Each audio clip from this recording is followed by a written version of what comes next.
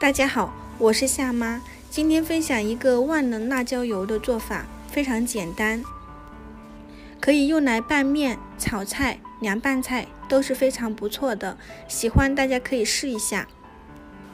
准备一点辣椒面，一点辣椒粉，再加入熟芝麻，加一勺盐，一点白糖，准备一些葱段、花椒、八角、香叶。锅里面热油，倒入香料，用小火给它煸香，爆出香味以后，我们捞出，油温升高，油温大概9成热，把之前准备好的辣椒粉给它拌均匀，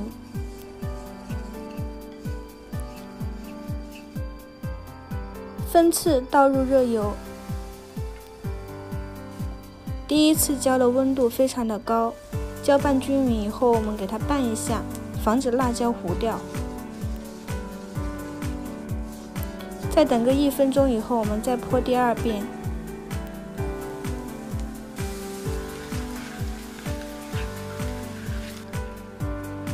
这是第3次，第3次的温度都已经降得很低了，所以我们可以把剩下的油全部倒进来。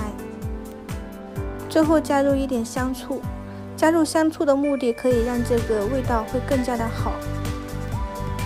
给它搅拌均匀就可以了。这样做出来的辣椒红油色泽漂亮，味道香醇，喜欢大家可以试一下。